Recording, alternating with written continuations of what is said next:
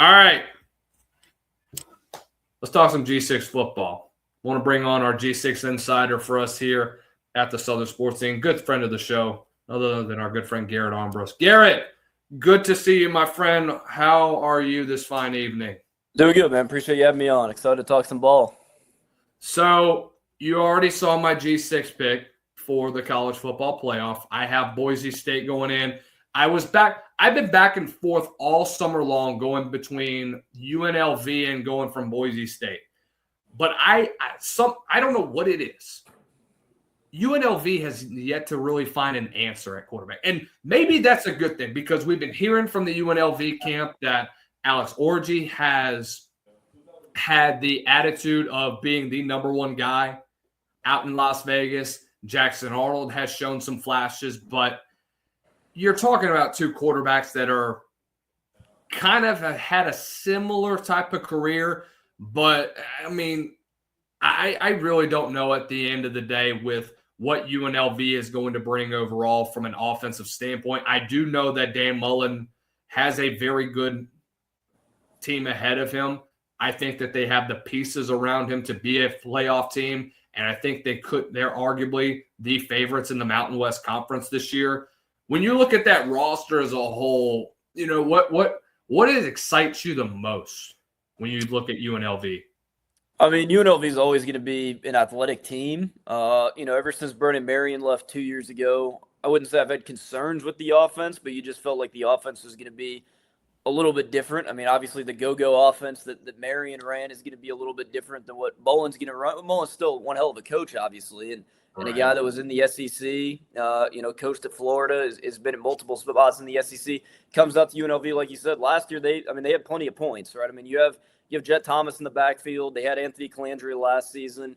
I thought Troy O'Meara leaving and going to New Mexico was kind of a big loss for them. I thought he was a guy that probably could have gone back up to the Power Four, ends up staying within the conference and goes over to X Group. So I thought that was kind of a big loss there. But I think overall right now, I mean, like you said, it's going to come down to what the quarterback play is going to be.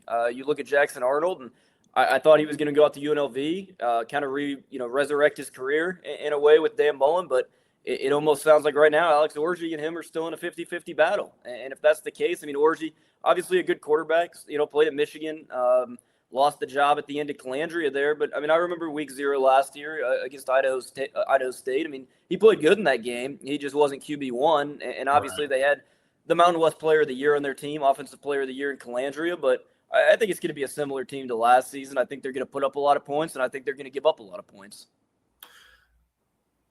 So I figured that was going to be the case because that was going to be the biggest concern for me is I know the reason really why I've been so back and forth is Boise was always this team in the back of my mind. I can never count out Spencer Danielson's squad. You have a guy that's already been in the college football playoff at quarterback for you, Maddox Madsen. I think he's made leaps and bounds. Everybody's talking about he's got to emerge from the shadow that Ashton Jeanty left behind. And I think he's done a really good job of doing that because he knows he isn't going to be Jeanty. He's not going to leave that type of legacy behind. What he does know how to do is be a game manager on the offensive side of the ball, and he understands the playbook at the end of the day. I think Boise's path to the college football playoff is a lot better knowing the personnel that you have despite what you lost maybe through the transfer portal to some P4 guys. Yeah, I mean, obviously Masden's going to be one of the top quarterbacks in the G5 with Brad Jackson, Owen McCallum, some of those other guys. I thought he regressed a little bit last season. I thought he was a better quarterback in 2024. Obviously, Ashton Jeanty is your running back. When the defense is putting that much focus into the run game helps. But, I mean, their running back room right now, obviously they don't have maybe an RB1 like Jeanty, but I mean the Sire Gaines and Dylan Riley RB1 2 punch is the best running back duo in the Group 5. It's honestly one of the best running back duos in the entire country. Obviously they've lost some wideouts over the past couple seasons, but to me the biggest thing about Boise is they're going to be better at the line of scrimmage than most teams in the G5, if not every team in the G5. Now, Virgil Morgan obviously is a really good player coming off the edge. You have offensive linemen over the past couple of years that have been NFL draft picks. So I just think when it comes down to it at the end, Boise State is that team that can compete in a playoff game against a Power 4 team because they're not going to lose at the line of scrimmage and they're not going to get dominated by another team on the offensive line. So switching gears, because I know I've tagged you in our group of 6 championship predictions. Sun Belt, I have Marshall and Troy. American Conference, I don't know what it is. I believe in TSA and Jeff Traylor's company. Every other year, they always seem to have a massive year for them, a 10-11 win season. I believe in the offense of what they're building. Army, been one of the fastest rising teams at the end of last year. They have a young team this upcoming season. I think they'll be in they'll take that other American Conference championship position. CUSA, Liberty, I think, has a bounce back year. Western Kentucky is who they will face. I think Western Kentucky finally gets over that hump that Tyson Helton has been trying to get over for quite some time. The MAC championship, I think everything goes through Western Michigan at the end of the day. The only concern was who from the state of Ohio could compete with them, whether it be Miami or Ohio University. I think Miami, at the end of the day, with the experience they bring back, is the representative facing them. Here's where things get interesting, in my opinion. Mountain West Championship, Hawaii and New Mexico. Man, I love Jasonette. Man, that defense is going to be good. My only question is, what are you going to bring on the offensive side of the ball? That's why I think that Mountain West title, if Hawaii can find consistency on the defensive side of the ball, if everybody can be healthy that Hawaii likes, Micah Alejado is going to be the best G6 quarterback in the entire country. That's why I have them there. And then Boise State at San Diego State. Again, I think San Diego State's defense is not going to really take much of a step back. And we've already talked about what Boise State has done. I think Maddox Madison has a bounce-back season. I think he takes a big step forward for this year. Thoughts on that? I know that you expressed your concern over Hawaii's defense and, expressed some other things around my predictions. Who do you have? I think Hawaii, they're a team that obviously has the ceiling to get there. Offensively, the question marks are going to be Pavel Ashlock. Obviously, he's injured right now. Is he going to start the season? I think Audric Harris, who comes over, is a guy that can kind of step into that role. Some people that I've talked to and stuff, they think that he's going to be the guy that's going to kind of be the Pavel Ashlock, Nick Senecal, wide receiver 1, wide receiver 2 guy that's been over there over the past couple seasons. For me, too, just the defense, there's going to be question marks. What Hawaii has going for them is, them playing a home game is so much bigger for them than any other team because they don't have to travel. If you're traveling from the mainland and you're coming from the, 48 main states over in the U.S. and you're traveling over on a 4-hour flight to Hawaii and you're, having a 3 to 6 hour time change depending on where you are, that messes with your mind and your body for the week. So I do think Hawaii in that aspect has a little bit of an advantage. I still think New Mexico is the team to beat, in my opinion, in the Mountain West, as long as their quarterback can stay healthy. Like I said, I like Troy O'Meara. I really like Eck as a coach. Their defense, I think, is going to be really good this season. So I think the Mountain West this season is going to be New Mexico, and I think North Dakota State's an interesting team too. You talk about teams that can win at the line of scrimmage. I think North Dakota State's going to be able to come up year one at the FBS, and they're going to be able to control the line of scrimmage. That week 1 game against Jacksonville State has my attention. I think if NDSU wins that football game, I think we're looking at them seriously as a CUSA contender when it's all said and done. Like you mentioned, the question is, are they going to dominate the line of scrimmage like they were during their long championship years with the coaches that have come long before? And Jacksonville State's a team that I got in the Conference USA championship game. I think them, Liberty, and Western Kentucky are the 3 best teams. I think you can make arguments about Delaware with Minucci coming back. Obviously, I think FIU is going to be a solid team. I think that Willie Simmons is a really good coach. I like what their roster is. I think J.J. Cole coming over from App State's going to be a pretty good quarterback. And then Kennesaw State, obviously their roster was completely rated, but you saw what they did there. They still have the personnel to be a bowl-eligible team.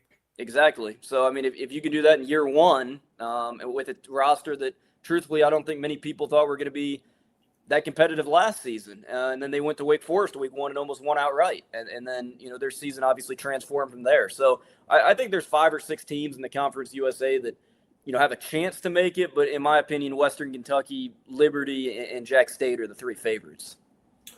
I've never seen a deeper CUSA than I have this year. I mean, well, really the entirety of the group of 6, there just seems like half of the field you could have a strong argument could be a holiday type of season bowl contender. And I'd say probably 5 to 10 could be college football playoff worthy to get that 12 seed at the end of the day. I mean, this is just incredible to me. I'm glad that you mentioned Delaware. Saw them in the 68 Ventures Bowl. Love what Nick Minicucci brings to the table.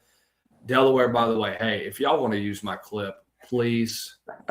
I know y'all love – dude, let me tell you, I never would have imagined I got a better video than when Nick Minicucci runs up to my camera and starts yelling his head off. And then the entire freaking team surrounds my camera that entire game, bro. That was such an amazing experience. That's awesome. But a couple more things before we let you go, because I know you're kind of short on time. So I wanted to bring this up to you, and I thought this was an interesting discussion. So last month, whenever I was at Sunbelt Media Days, Commissioner Keith Gill basically said, hey, the Sun Belt is the SEC of the group of 6. I agreed to him to an extent.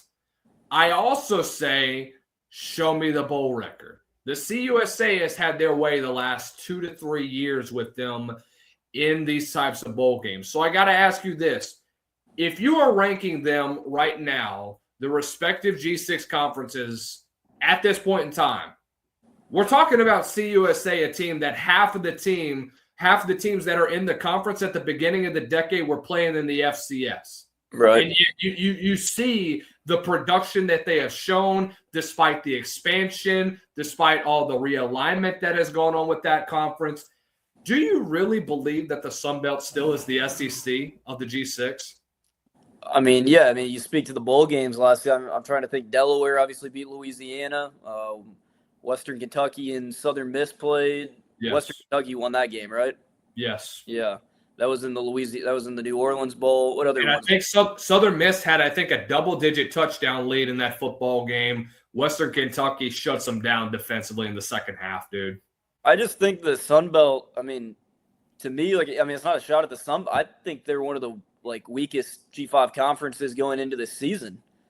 I mean, some of their historic teams, Georgia Southern. I mean, I think Georgia Southern's a 4 or 5 win team this season. I think Marshall and Troy will be pretty good. JMU's kind of a wild card, obviously. I mean, they've kind of been coach proof. Whoever is their coach, they're good. They lose Signetti. Chesney comes in. Chesney's good. Now they lose Chesney. I would expect Napier to be good. But, right.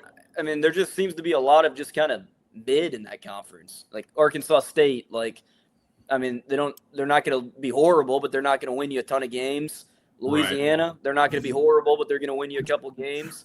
And then they have some teams in their conference that, Del McGee and Georgia State, they're in a tough spot right now. Louisiana Monroe, I think, has the smallest budget of any FBS team in the country athletic-wise. Obviously all these teams have had pieces. Whether it was South Alabama a couple years ago, they had Gio Lopez and Fluff Bothwell. ULM, obviously, they had their pieces, but they had Ahmad Hardy a couple seasons ago. But I don't know. Obviously, Georgia State, Ted Hurst. But to me, I just think that the Sun Belt right now is, they may be slightly ahead of the MAC in the Conference USA top to bottom, but I don't think they're in the same conference. The same conversation as the Mountain West, the Pac-12, and the American. To me, is by far the best. I think there's 9 or 10 teams that can win the American this season. Why on earth is the Pac-12 still claiming that they're a part of the Power 5?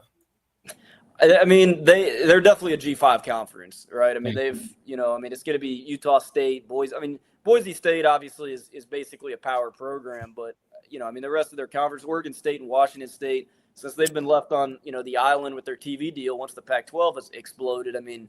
Especially Oregon State, they've been really bad over the past couple seasons, and I do like what Jamarcus Shepard brings to them, but again, they're probably a 5-win team, 4-win team.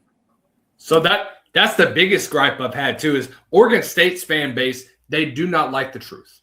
I have told your friend this fan base this multiple times, and I've heard many people say, "Hey, man, Oregon State could be a dark horse for the group of 5, for the group of 6."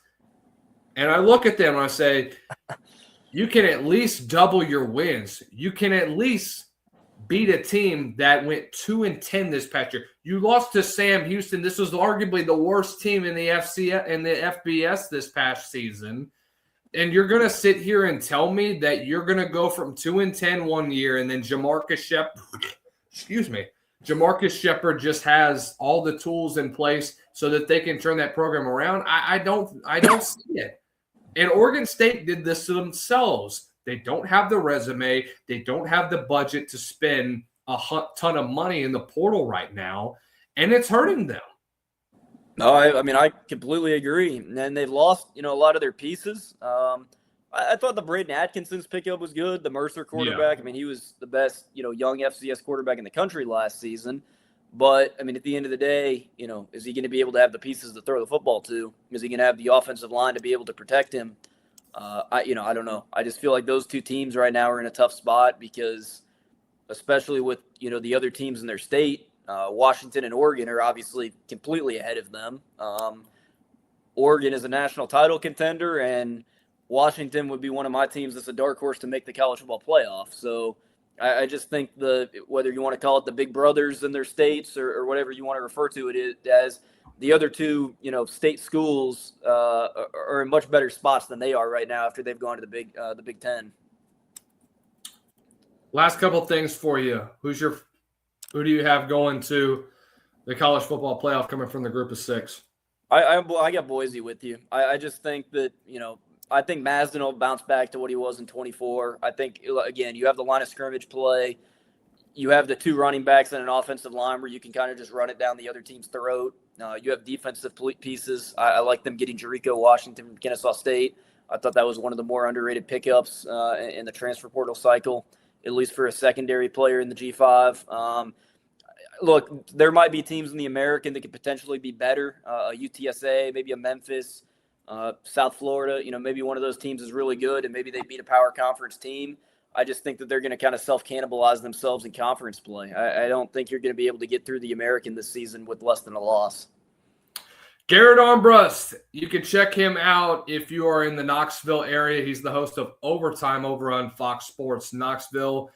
Garrett, I'm sure we'll see each other again pretty soon. We'll probably be in the talks of potentially having you on a little bit more during the season. Let's do it. Excited to work with you once again, brother. Thank you for your time. We'll see you very soon. Always appreciate you talking with us about all around the G6. It's always a fun conversation. Awesome, man. Appreciate it. Thank you for having me on. Later, Garrett.